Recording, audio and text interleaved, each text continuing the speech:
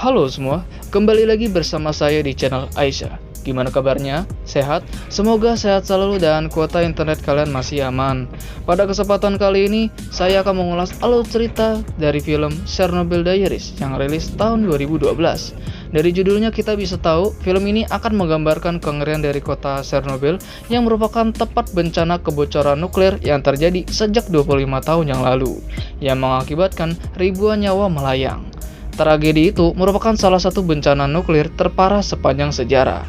Film ini sendiri akan menceritakan 6 pemuda yang berwisata ke kota Pripyat yang lokasinya tak jauh dari reaktor nuklir Chernobyl. Namun, suatu kejadian yang mengerikan justru menimpa mereka semua. Oke, tanpa berlama-lama lagi, mari kita masuk ke ceritanya cuy.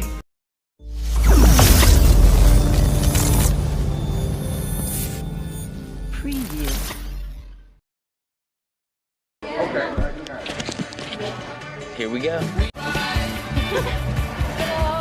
Film dimulai dengan memperlihatkan 3 orang yang sedang melakukan perjalanan keliling dunia. 3 orang ini bernama Chris, Natalie, dan Amanda. Mereka sudah berkeliling ke banyak tempat, seperti ke Paris, Venezia, Roma, London, bahkan ke Taman Mini Indonesia Indah. Kali ini, mereka pergi ke sebuah kota yang bernama Kiev, yang merupakan ibu kota dari Ukraina. Di sana, kakak dari Chris menetap dan mereka bermaksud untuk mengajaknya ke Moskow. Ini Paul, kakak dari Chris yang masih ngejomblo sampai sekarang. Chris memberitahunya bahwa dia akan melamar Natalie saat di Moskow nanti. Paul juga bilang dia bakal ngincer si Amanda buat jadi gebetannya. Ya daripada kelamaan ngejomblo, masa kalah sama adenya sendiri, anjay. Alright, 0. Fine. Paginya saat Chris, Natalie, dan Amanda sedang sarapan di warteg, Paul tiba. Ia mengajak mereka berwisata ke suatu tempat yang ekstrem. Tawaran tersebut dia dapat dari seseorang yang menjalankan usaha wisata ekstrem. Tempat ekstrem yang dimaksud adalah kota Pripyat yang lokasinya tak jauh dari Chernobyl, yang merupakan kota bekas bencana nuklir yang setahu mereka radiasi di sana itu masih tinggi. Tapi Paul bilang di sana mereka tidak akan lama, hanya 2 jam saja. Begitu selesai, langsung pulang. Amanda yang seorang fotografer merasa tertarik dengan hal itu karena dia bisa mendapatkan foto-foto langka, menarik, dan alami yang bisa dia dapat dari sana. Begitu juga dengan Natalie yang tertarik dengan hal itu.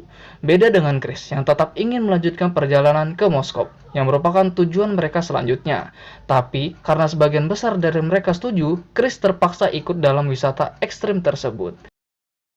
Akhirnya, mereka sampai di tempat orang tersebut. Perkenalkan, ini Yuri, orang yang akan nanti membantu mereka. Faktanya, Yuri ini adalah seorang mantan tentara. Bisa kita lihat dari fotonya yang dia pajang.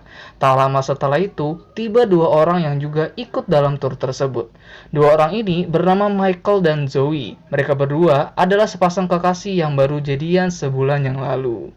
Setelah itu, mereka langsung berangkat ke sana dengan menaiki sebuah van milik Yuri.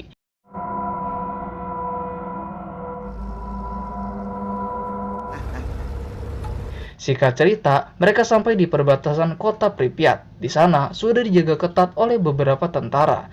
Timbul kecurigaan dari Chris. Entah kenapa tempat yang sudah ditinggalkan bertahun-tahun malah dijaga ketat sama tentara. Mungkin karena radiasi di sana masihlah tinggi, makanya dijagain biar gak ada orang yang sembarangan masuk. Yuri pun turun untuk bernegosiasi agar mereka diberi izin masuk. Tapi sayangnya, mereka sama sekali tidak diberi izin, dikarenakan sedang ada suatu perbaikan di sana. Nggak tahu juga apa yang diperbaiki dah, aneh betul. Karena merasa sudah dibayar dan tak ingin membuat mereka kecewa, Yuri lebih memilih jalan masuk yang lain. Di sepanjang jalan, Chris melihat tanda peringatan radiasi tinggi yang terpampang di sepanjang jalan.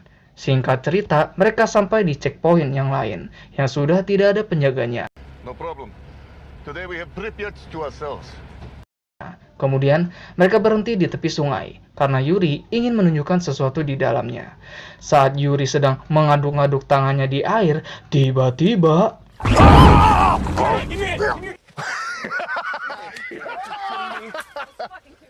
Tapi di sini Yuri menemukan seekor ikan, yang bentuknya sangatlah aneh. Sepertinya, ikan ini bermutasi karena radiasi nuklir. Pada saat disentuh, Kaget. Sama, saya juga. Lalu, mereka langsung masuk ke van kembali. Terlihat ada sekelebat bayangan yang berenang di dalam sungai. Yang tidak salah lagi, itu adalah bayangan ikan yang barusan kita lihat tadi. Singkat cerita, mereka tiba di pusat kota Pripyat. Di sana ada banyak rumah susun yang menjadi tempat tinggal pekerja Chernobyl dan keluarga mereka. Untuk berjaga-jaga, Yuri membawa alat pengecek tingkat radiasi, dan radiasi di tempat itu masihlah aman. Lalu, mereka menghampiri sebuah biang lala. Yuri menceritakan, biang lala tersebut digunakan untuk suatu festival, namun festival tersebut tidak pernah terjadi. Dan mereka mengunjungi beberapa tempat lain, seperti ruang olahraga, tempat bermain, bowling, dan tempat-tempat lain yang sudah terbengkalai. Saat mereka ingin memasuki sebuah rusun, mereka dikejutkan oleh bangkai seekor anjing yang sudah membusuk. Yuri juga bercerita bahwa dulu penghuninya tidak sempat mengemasi barang-barang mereka, yang membuat barang-barang di rusun tersebut terkontaminasi oleh radiasi, dan itu membuat para penjara yang mengambil semua barang-barang di rusun ini menjadi sakit-sakitan. Lalu mereka menemukan spot foto dengan pemandangan yang indah. Di saat yang sama, Yuri menemukan bekas bakaran api yang sepertinya masihlah baru dan mencoba menyembunyikannya. Mencurigakan banget nih si Yuri. Di saat yang sama, Yuri mendengar suara bising dari suatu ruangan dan mencoba memeriksanya sendiri. Dan tiba-tiba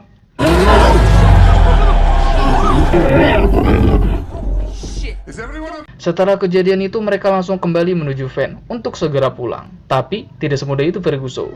Bukan film horor namanya, kalau gak ada kejadian aneh dan mengedankan. Saat Yuri menstarter van-nya, mesinnya tak kunjung menyala. Ternyata, kabel starternya sudah dirusak digigit oleh sesuatu. Lalu, Yuri mencoba menghubungi bantuan dengan menggunakan HT miliknya. Tapi, tidak ada yang merespon sampai malam pun tiba. Dia terus mencoba memanggil bantuan. Tapi, tidak seorang pun yang merespon panggilan Yuri, karena mungkin di luar jangkauan sinyal. Terjadi perdebatan antara Chris dengan Paul. Chris menyalahkan Paul, karena dia sudah membawanya ke tempat asing seperti ini.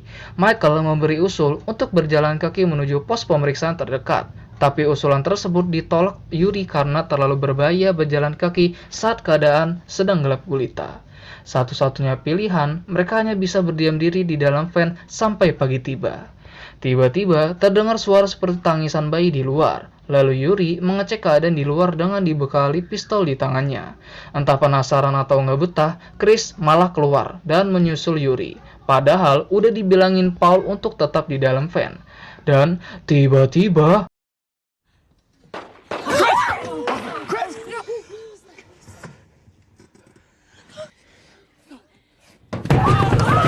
Chris dan Yuri diserang sekawanan anjing liar. Hal itu membuat Chris menderita luka gigitan dan Yuri diseret ke suatu tempat oleh anjing-anjing itu.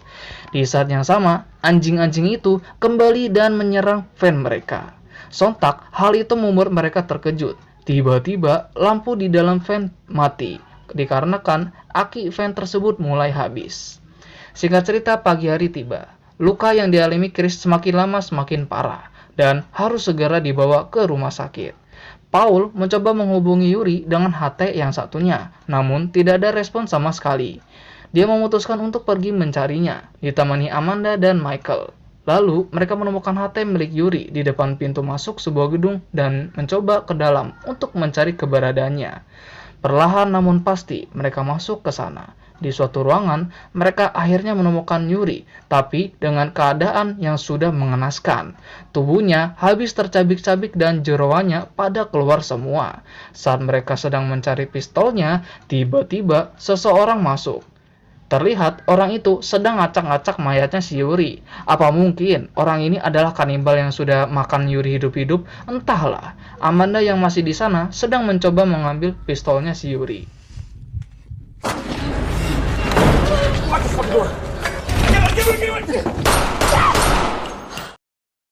Akhirnya, mereka lolos dan kembali ke van.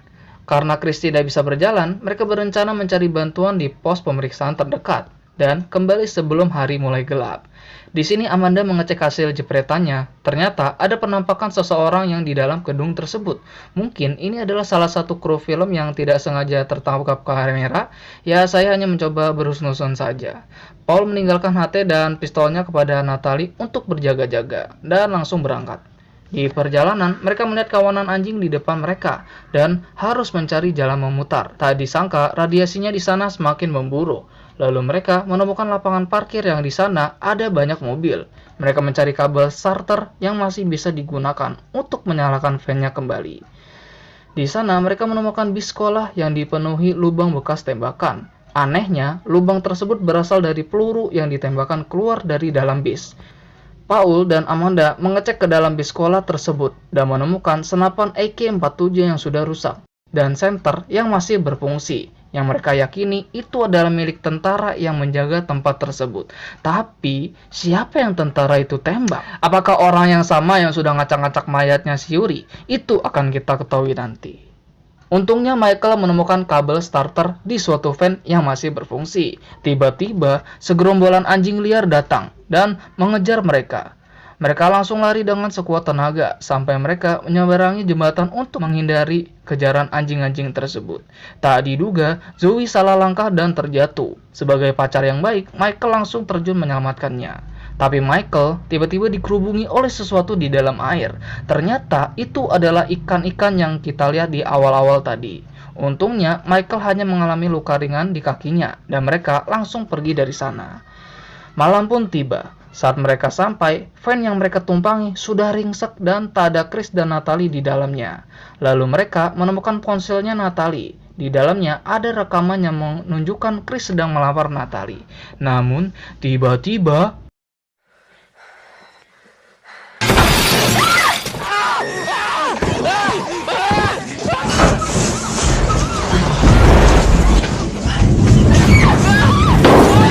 bisa disimpulkan mereka adalah orang-orang yang sama yang telah ditembaki penjaga di bis waktu itu. Dan mungkin orang yang sama yang sudah ngacak-ngacak mayatnya si Yuri.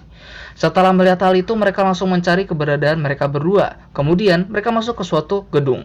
Saat mereka masuk ke suatu ruangan, tiba-tiba saat tengah berlari, mereka menemukan Natalie dalam keadaan syok berat karena Chris sudah ditangkap oleh orang-orang itu. Lalu mereka pun pergi dari sana. Mereka pergi dengan rute yang ada di peta, tapi apesnya malah tersesat. Di tengah kebimbangan tersebut, ada seorang anak kecil yang berdiri tepat membelakangi mereka.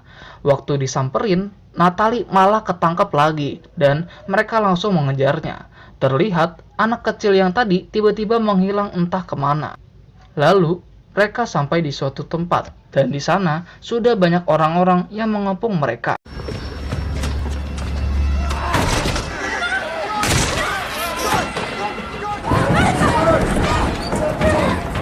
Mereka berlari menuju suatu tempat yang di dalamnya terdapat bunker bawah tanah.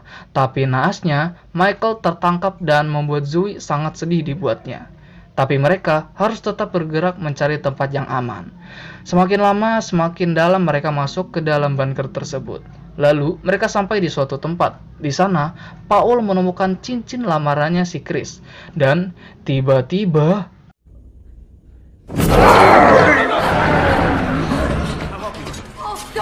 Your hand. Come on, wipe your hand. Go. sayangnya, Zoe tertangkap juga, yang menyisakan Paul dan Amanda berdua.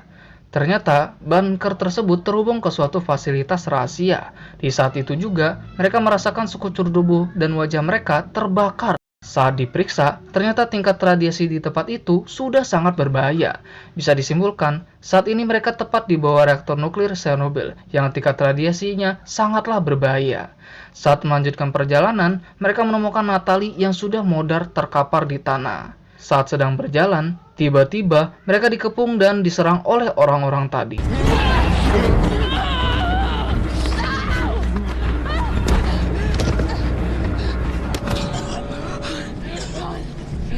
Tapi untungnya mereka berhasil meloloskan diri.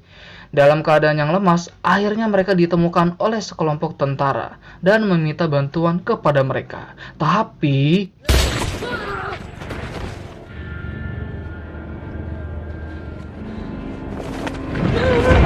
pada akhirnya yang selamat si Amanda saja. Dari penjelasan Pak Dokter, orang-orang yang sudah menyerang mereka adalah korban dari radiasi nuklir yang kabur dari ruang isolasi. Awalnya mereka bilang Amanda bakal diberi pertolongan, tapi dia malah dimasukkan ke suatu ruangan. Dan tiba-tiba dan film pun tamat. Benar-benar akhir yang sangat tragis, modar KB orang-orangnya, cuk.